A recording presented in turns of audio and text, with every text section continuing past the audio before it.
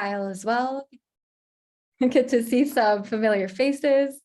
Yes, I think, we've had most of you all join us before in jam sessions, so excited to have you all be here. So I think that we're going to go ahead and get started. I know there are a couple of people who are still coming in, and I will just talk to you about what we're going to do today. We are going to jump straight in and not spend too much time in the beginning, as most of you have been here before, but we're very excited to have you join us for this last community jam of the year, where we'll be hearing from members of the community. So Imran, Nazerali, and Kristin Patterson, who will be sharing insights on one hand on a recent equity-centered design project, and on the other hand on the relationship between physical and cognitive impairment. So really excited to learn more about them. And for those of you who don't know me, I'm the founder and the lead of the Community Inclusive Design Jam, and I'm an inclusive design strategist and consultant. And we have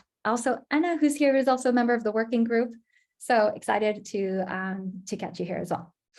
And most of you know about the community, but I'll share just a couple of quick words. So we are still a fairly recent community, founded just about 6-7 months ago, with the goal of bringing people together from around the world who care about inclusive design and who want to change the world with design that's much more inclusive, equitable, accessible, and ethical.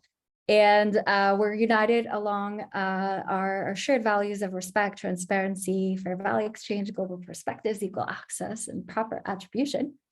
And in line with that, we have kind of 3 pillars to the work that we do. So we do have our Slack group, and if you're not there already, I would love to invite you to join us there. So I'm going to go ahead and put the link in the chat if you're not there with us, because we have lots of great conversations and resources that are shared there. We'll be launching a training academy as of January with both free and paid resources and trainings for those who want to go a bit deeper.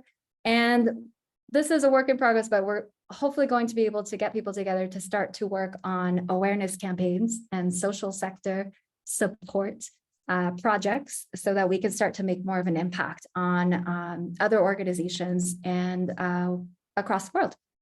So stay tuned on that. And then one final thing is our Jam Kit. So these are just kind of our rules and our principles to ensure that these sessions are accessible and inclusive to everyone who's present. I'm going to just paraphrase them so that we do have enough time for both Kristin and Imran to present their learnings to us. But as you may have noticed in our community agreements, we do want to lean into empathy and kindness and respecting other people's opinions, respecting chosen language, using inclusive language as much as possible. So if you'd like to include your pronouns in your display name, feel free to do that. It's your choice, of course, but that helps us to address each other as we'd like to be addressed. And if we do find that, we will have some time for some group conversations, we say something that we may not have wanted to say, we'll lean into apologies and accepting responsibility for possible mistakes, because the community is what's important, focusing on uplifting everyone here. And then a couple of things I know, Imran, maybe you can tell us once you present what can and can't be shared outside of the community. So we just want to be mindful of privacy and confidentiality. So walk away with wisdoms, not necessarily names or facts that may be private.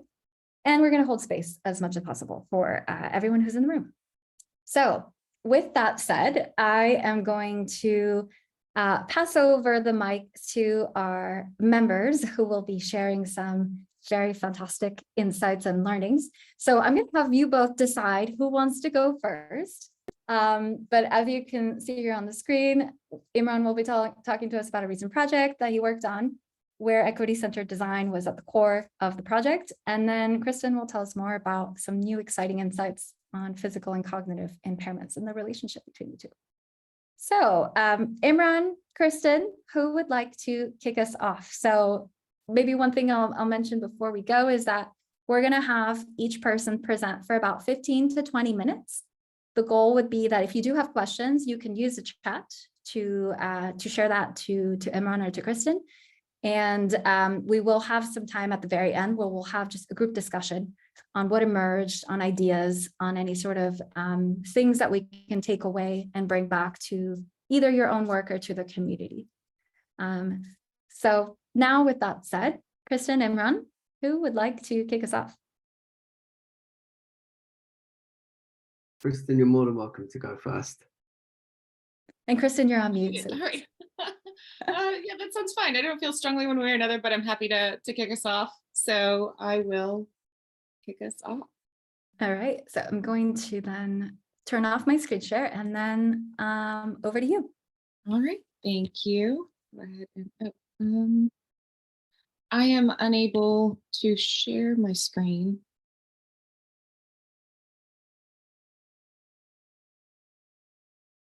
There we go. Thank you. Sorry about that. All set. Okay, let me see if presentation mode doesn't always love to cooperate. There we go. Can everyone see my screen? Wonderful, thank you.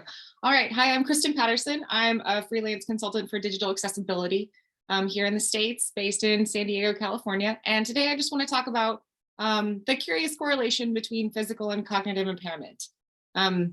My intention for this is just to pique your curiosity, if not fortify you with some interesting new insights to share with anybody in your circle to kind of open their mind and eyes to digital accessibility and accessibility considerations that directly and indirectly impact us all.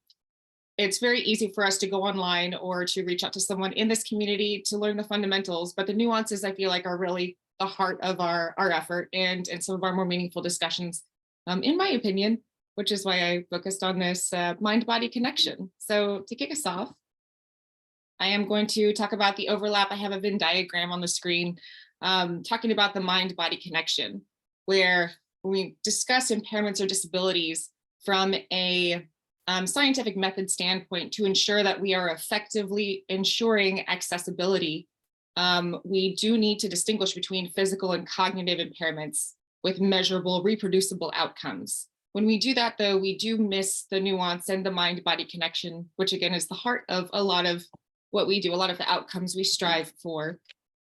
So while we do talk about the physical and cognitive as separate entities to ensure that our efforts are measurable and impactful, the connection between these two is very strong. And if anything, if we do effectively tackle a physical or cognitive impairment, aiming for accessibility, this outcome will benefit the community tenfold through the mind-body connection. So before we start to delve into specific use case examples, we do have categorically different ways we've broken out impairments and disabilities to begin measuring what needs to be, what interventions need to be had to make sure that we're accommodating the disabilities and impairments that we can identify. So we have vision, hearing, mobility, speech, cognitive impairment, and neural impairment. Cognitive impairments, for those of you maybe who, to distinguish between these two, cognitive impairments can be like brain fog, and the neural impairment can have to do with more like having being predisposed to seizures. So I do have a lot of information on this screen. The crux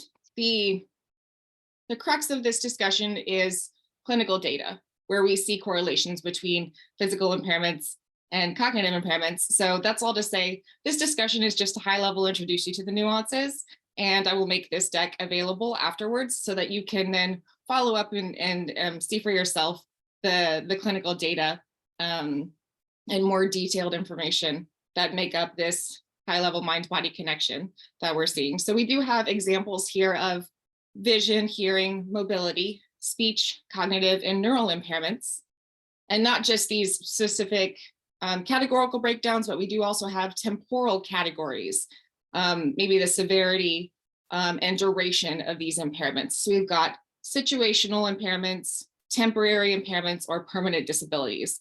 This could be as effective as potentially someone who doesn't have use of their right hand from a congenital disability, or you just have your hands full.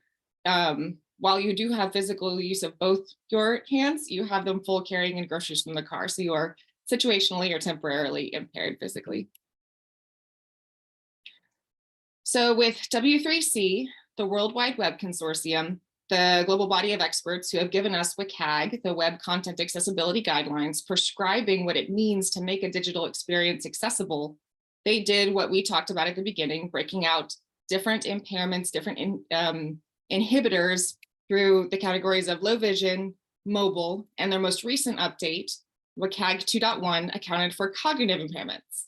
The specific cognitive impairments they identified through about 126 or 128 pages of user experience research, which you can find online, include age-related cognitive decline, Alzheimer's and dementia, aphasia, ADHD, autism or autism spectrum disorder, intellectual disability, which is where you test an IQ of 70, 72 around age 18, by age 18, dyscalculia, which is where people struggle cognitively with numbers and symbols. When I say symbols, I mean this could be some sort of cognitive inability to equate the word five, F-I-V-E in English, with the number five, the symbol five.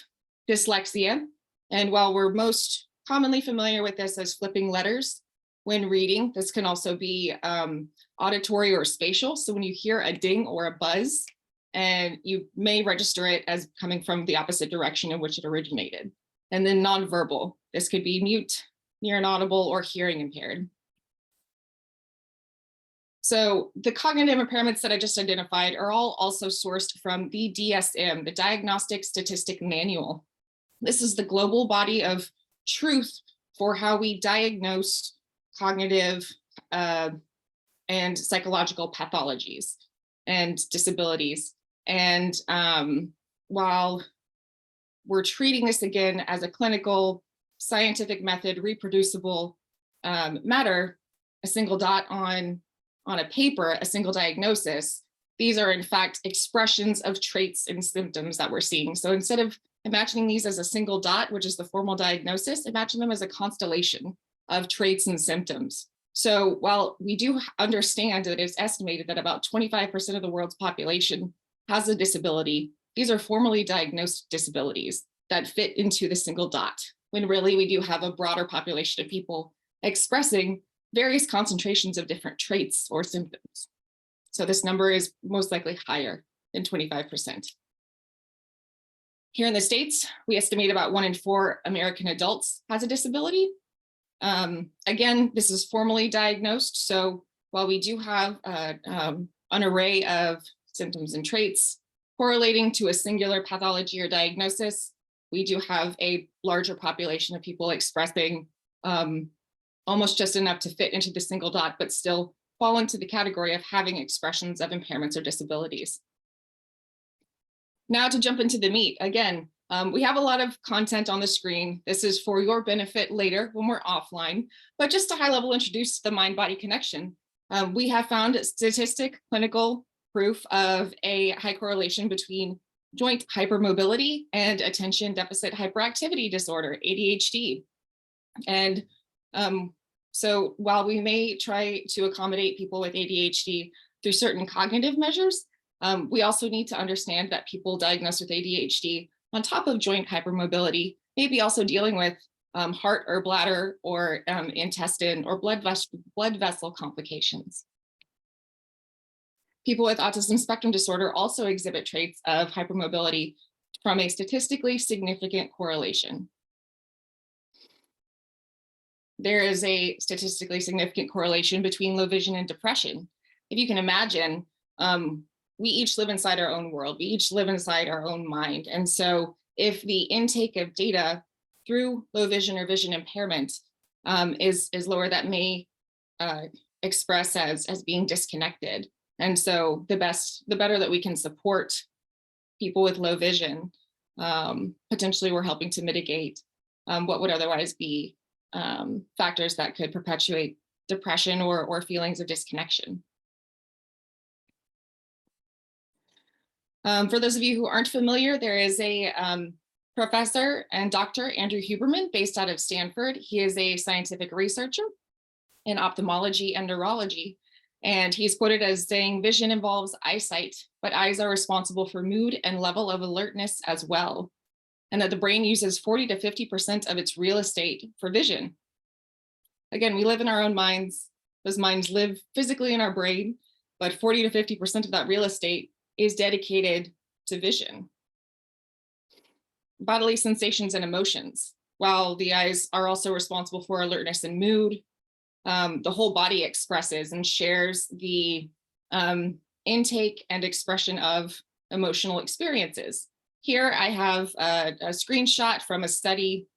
These were self-reported candidates in this study talking about where there was heat and cool loosely correlating to potentially blood flow based on their emotional disposition. We have found a scientifically, clinically significant correlation between loss of smell and Alzheimer's. And those with an impaired sense of smell, older Americans with an impaired sense of smell had about 2 times the odd of developing dementia within 5 years. Granted, this is, again, high level, and these are correlations, not direct causations, but we have found a link. Rheumatoid arthritis, those who are suffering from rheumatoid arthritis, which can manifest as a physical impairment, also have demonstrated consistent struggles with verbal function, memory, and attention. There is also a high correlation between the big 5 personality traits. OCEAN are the acronyms, but N stands for neuroticism, and those who express a high level neuroticism are predisposed and or are potentially predisposing themselves to dementia. This is one of the examples of the big blurb lifted from the clinical study that I have linked with every correlation at the bottom of the slide. But to sum this slide for you, there is a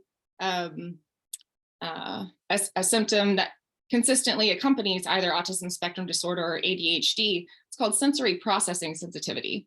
And this predisposes those diagnosed with ASD or ADHD to have more sensitive nervous systems.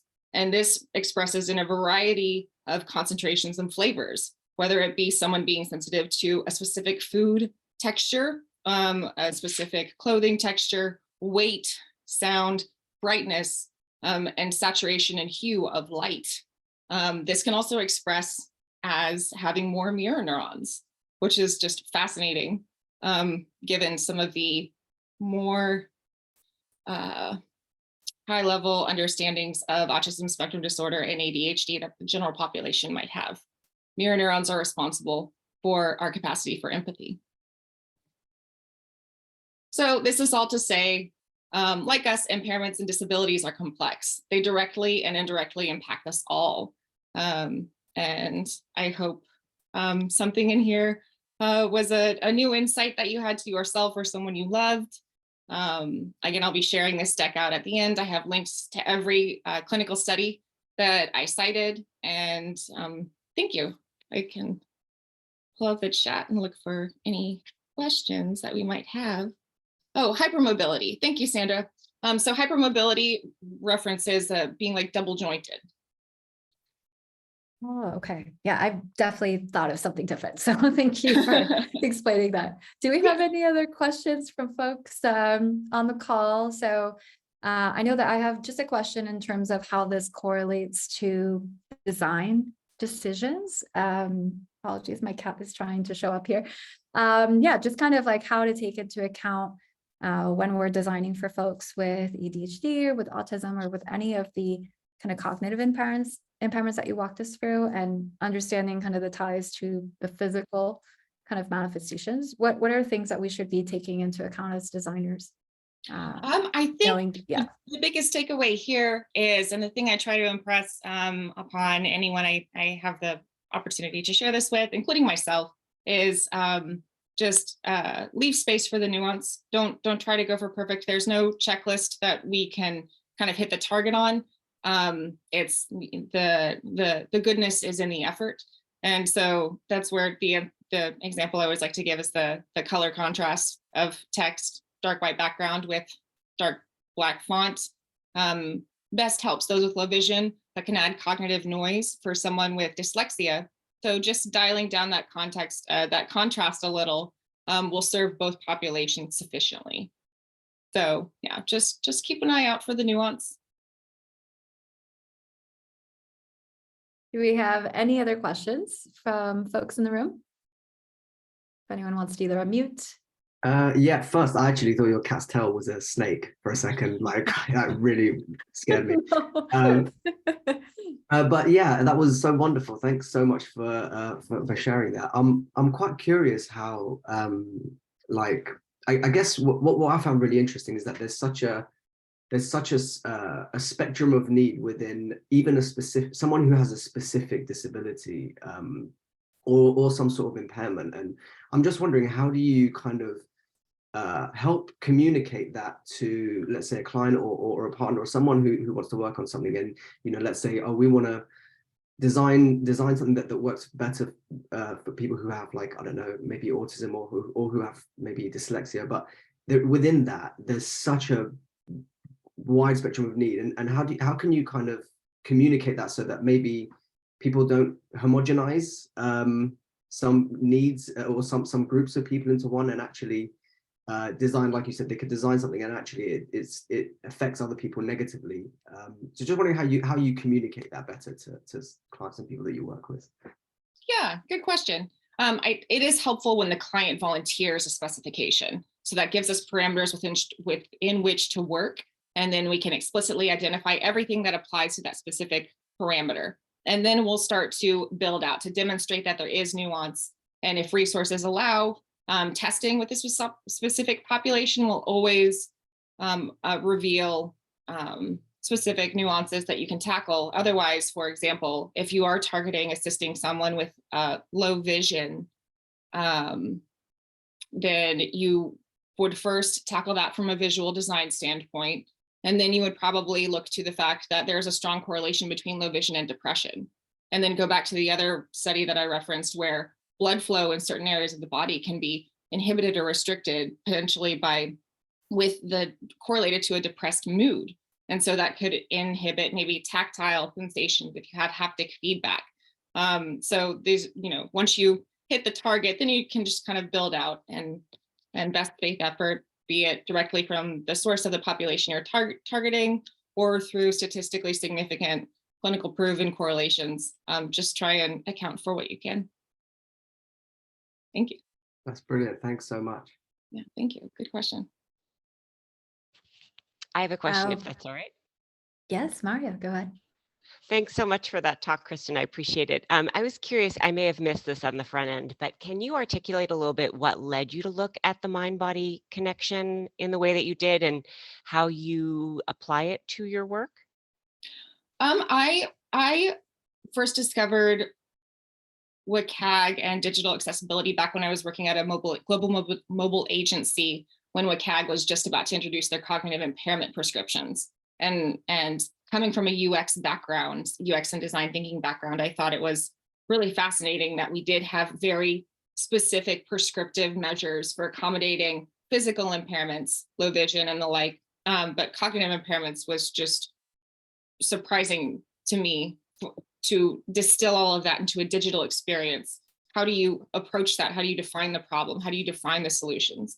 And so then in learning more about how WCAG tackled it, and then peripherally areas that may or may not know about WCAG, just medical studies like I cited, just trying to see how the global population of disparate experts are tackling physical disabilities and impairments and cognitive disabilities and impairments. Thank you. All right. Well, if we have no further questions, we do have to move on to our next conversation with Imran. So if anybody does have any other questions for Kristin, feel free to drop them in the chat.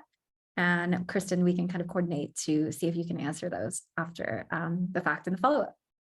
Fantastic. All right. So we're going to move over to Imran. So thank you again, Kristin, for sharing such great insights. I'm going to then hand the mic to Imran. So feel free to, if you have something to share, if you just want to speak freely, it's completely up to you.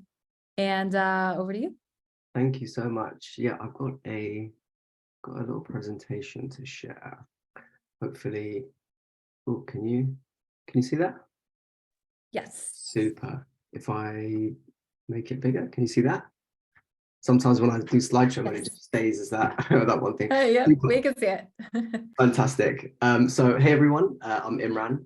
I'm a people-centered designer working in London. I've worked on projects ranging from designing for loneliness for older adults, all the way through to designing for young boys and their sexual health. So quite a range of projects, and yeah, quite interested into at this stage just be involved in anything I can. But what I'd love to share with you guys today is a piece of work that took an equity-centered approach to a discovery project that I was working on that surrounded air pollution and priority groups that live within a specific area in London called Southwark.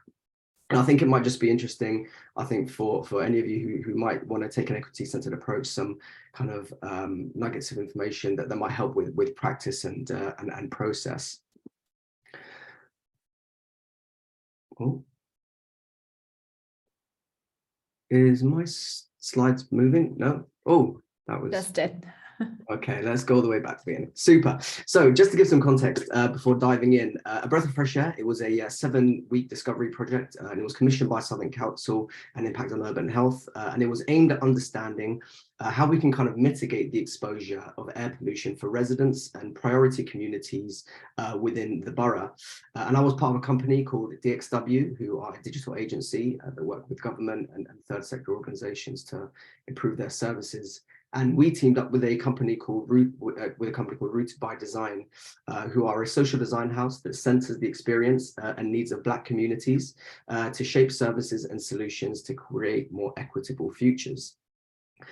And so before I get into the journey that we took, I thought it would be helpful to just briefly explain what an equity-centered design is and looks like as a process. So design and equity as individual practices can offer difficulties in their own way. Design can often fail to address root causes of inequity and exacerbate inequitable power relationships. And equity work can often lack an intentional and powerful approach to design and creativity. So an equity-centered approach comes from combining kind of design thinking and equitable practice to create a process that embodies purpose, consideration, and empowerment for the people that it's supposed to help. And this is how it kind of looks like as a process. It's all about understanding people and their context by understanding their history. It's about leading with empathy and taking the time to build a relationship as human beings together, and not as a researcher and person or designer and person or whatever role title that you might have. And then from there, it's really about defining what's important and by addressing kind of community needs that have emerged from the relationships that you've built and the interactions that you've had with people that have informed some of your, that inform your practice to get some of your ideas that inform you of a community or individual's lived experience. So once you kind of understand that, you could begin to invite diverse co-creation methods into your practice and start to test with communities that you're involving. So this is super important with testing with people and always keeping the community involved and aware of what's going on so that they have a kind of say in how things are developed. And that will really ensure that you're on the right tracks to create something that might actually work for them. But more importantly, it's about making sure that the power stays in the right hands, in their hands, and that we kind of become facilitators of design rather than designers ourselves making something that might not be aimed for us. And if that's not done, things can get messy real quick, and you can end up with a situation where decisions get made from people who've never been within the specific community or have a clear idea of their needs or contexts. But I'm also really conscious that this kind of double diamond model makes this process look really linear and clean and straightforward, when actually it's not. It's really messy, iterative, sometimes uncertain, and it can really, in reality, it can look really different to this kind of clean pathway that's often presented. So I'll just give a quick background and context on the brief and the problem space. So essentially, poor air quality is a pervasive problem, and particularly in the highly urbanized and densely populated areas in Southwark. And poor air quality has adverse health impacts on people, and including exacerbating existing lung conditions. And these kind of adverse effects impact communities in different ways, which again can exacerbate existing health inequalities. And Southwark currently helps some of their residents mitigate their exposure to air pollution by offering a digital service called AirText, which is essentially like an air quality forecast and alert service that sends a text message or an email when forecasted pollution levels are higher than usual. And this air quality data is derived from Cambridge environmental research consultants, and they have a really awesome air quality model which describes in detail where pollution exists on a range of scales, from the street scale to the city-wide scale, taking into account a range of emission sources like traffic, industrial, commercial, domestic, and other kind of less well-defined sources. Now, although that sounds pretty cool and awesome, they're faced with a huge inclusive design problem. And that is, it has minimal reach in Southwark, and it doesn't reach key groups who are exposed to the most air pollution. So there was a survey carried out that showed us, as of March 9, 2019, only 318 Southwark residents were subscribed to receive alerts.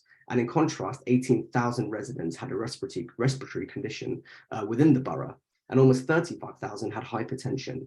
And so it also doesn't reach a huge number of ethnic minority groups and communities. So on the survey, 82% of the respondents were from a white British background, but highly polluted spaces in the borough tend to be occupied by non-white communities.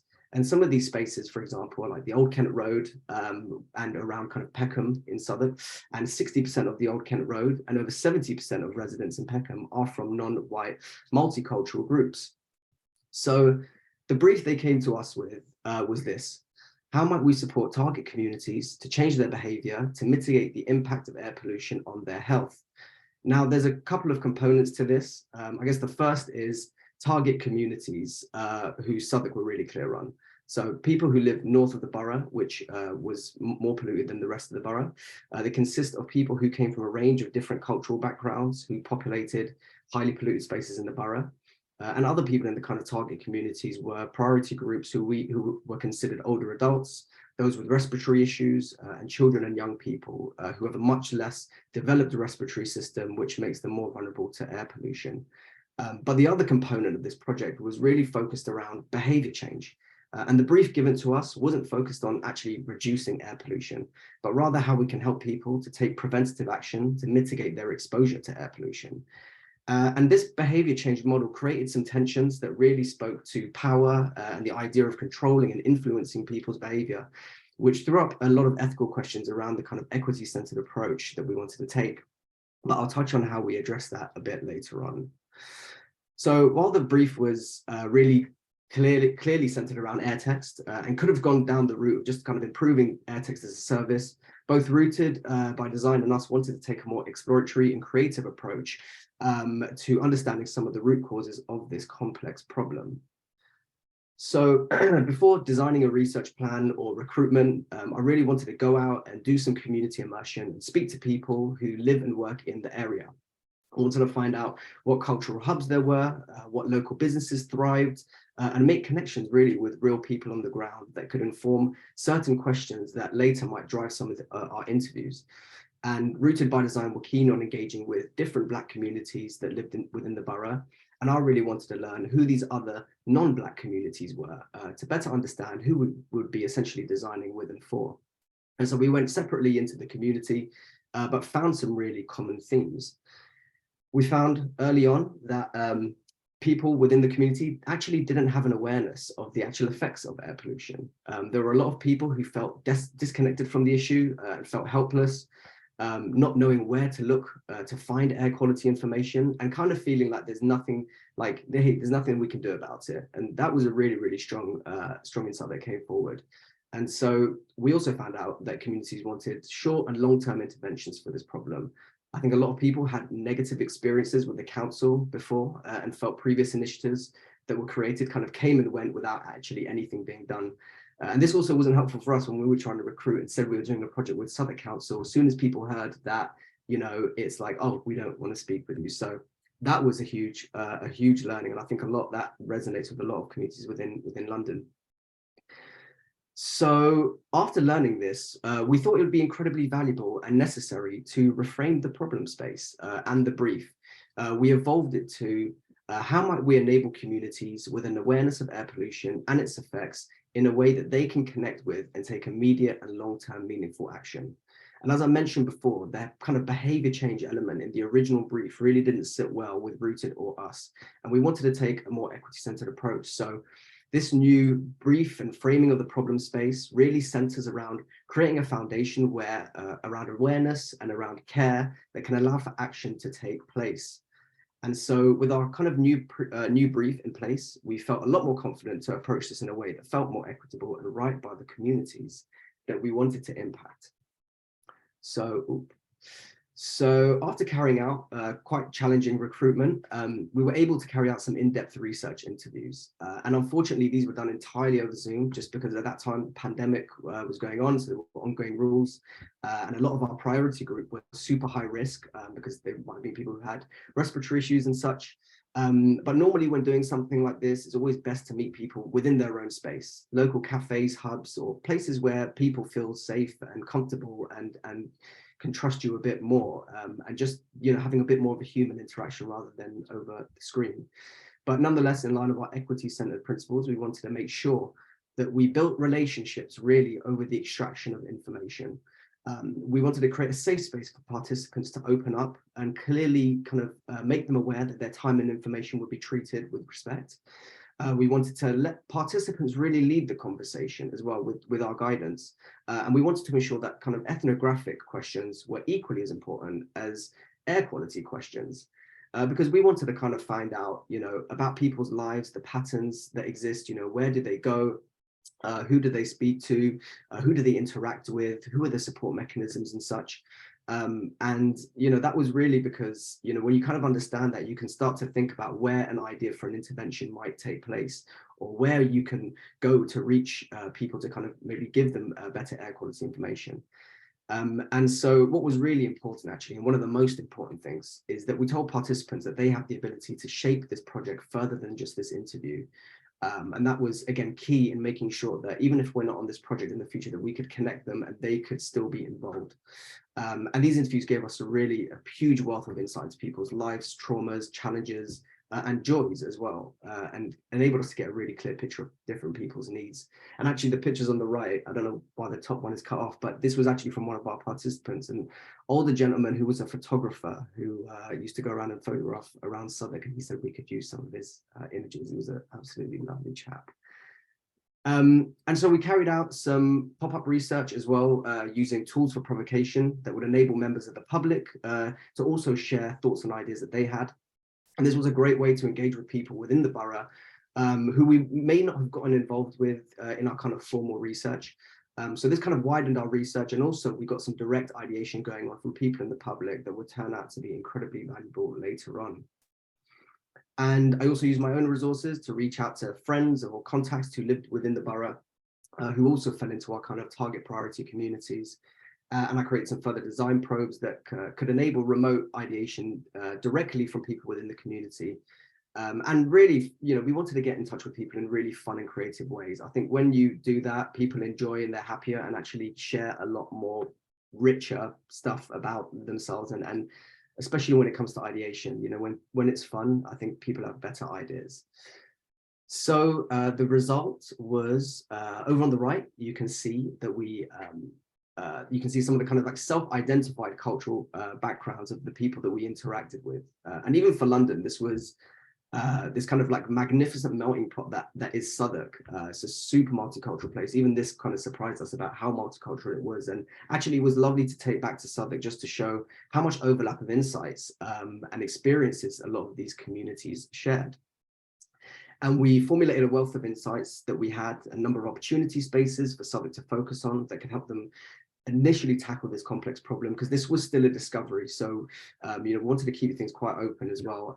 So things like the burning need for a public-facing awareness, brought up how we might create an intervention for public spaces so that air quality information actually finds people more regularly, or the need to escape polluted spaces, and how we might support Black communities to access and have greater ownership of green spaces so they can benefit from clearer air and cleaner air. And so within each of these opportunity areas, there were solutions that came directly from the community, through the people we'd interacted with, and through conversation, ideation opportunities and co-design and such. And I think we had about 55 or more solution ideas that we mapped out. And we tried to make this as digestible for Southwark as possible. So we mapped these ideas from the community onto this kind of like service ecosystem that was broken down into 3 parts. One, ideas that build trust and relationships from the community, because again, finding out that so many people did not want to interact with the council was a big problem. 2 was about raising awareness, and 3 was about enabling action. And it seemed like this was like the order of things that needed to happen to actually make change. And maybe for people across different communities, they could start at different places on this kind of ecosystem model, depending on their lived experience. So we also gave a set of recommendations. I won't go into that just because of time. But yes, that was it. It was a discovery project, and we wanted to leave it there. And I believe they're taking a few of those opportunity spaces forward and working again with the people that we interacted with at first, with some of them at least, who were still keen on being part of the project. So that was really important and really great to know. But yeah, that's it. I hope that was helpful and insightful.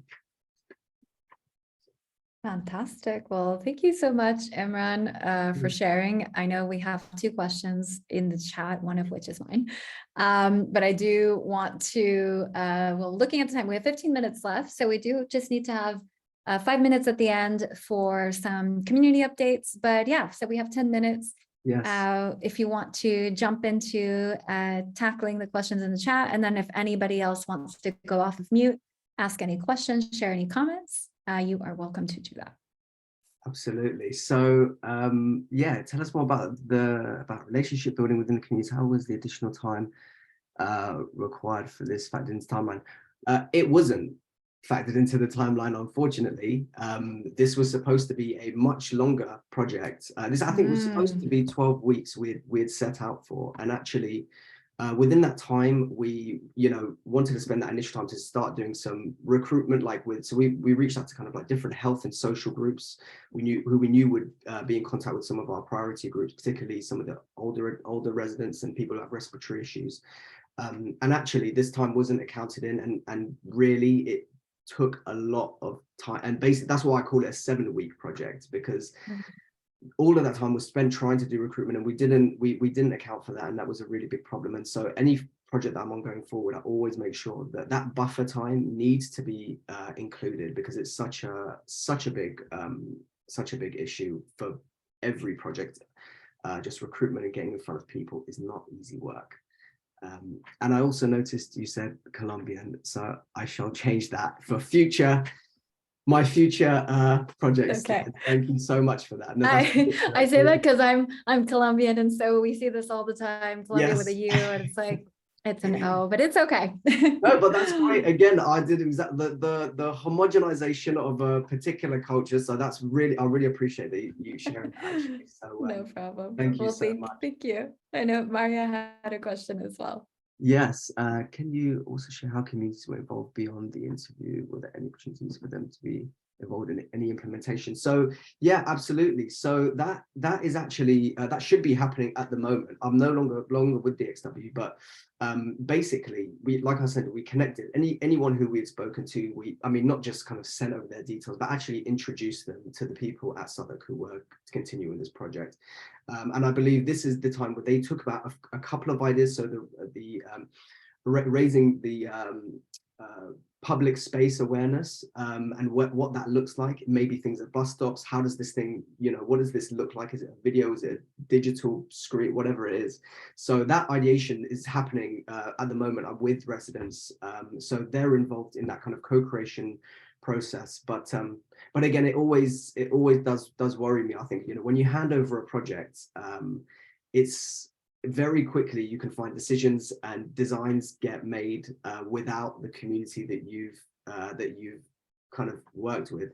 And so when we ended the project, we made sure to say that, this is something that they have to do this, otherwise potentially we wouldn't want to work with them again. And I think, it's kind of sad that you have to make maybe a bit of threat sometime to actually make sure that these people are continue to be considered and continue to be part of the process, because it's all about, really making them the co-authors, you know, co-owning this project. I mean, really, they're the designers themselves, and we should just be facilitating that process. So they should be involved in that co-creation, and then again, you know, when that's out there and being tested, you know, on iterating that, I'm sure it will grow and change, and hopefully they'll be part of that as well.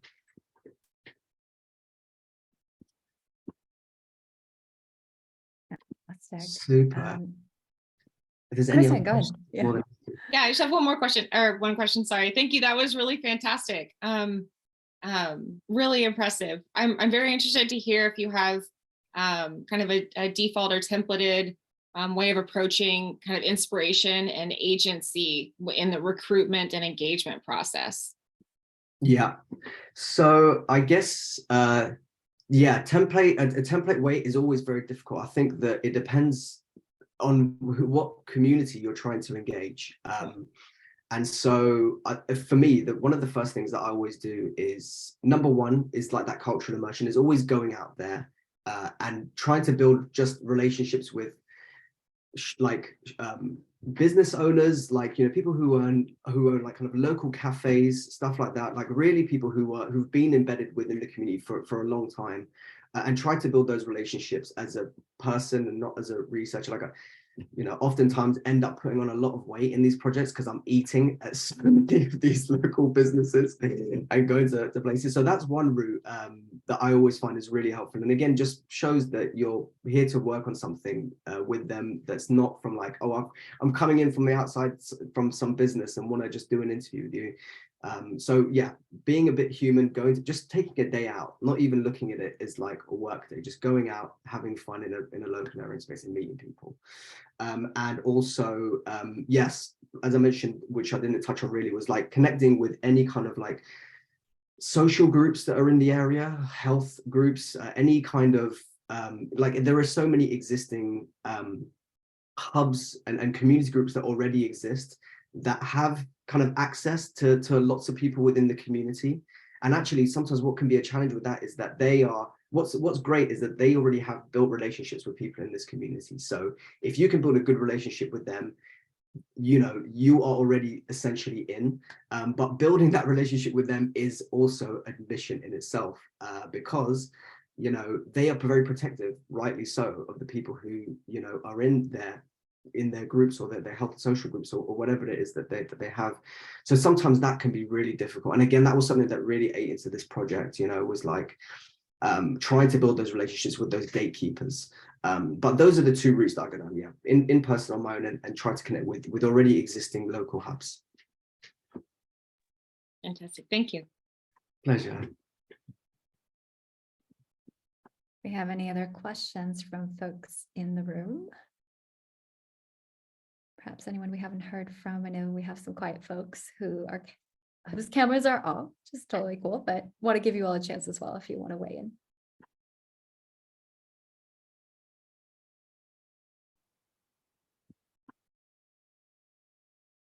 All right, question from Kelly. Yes. Super.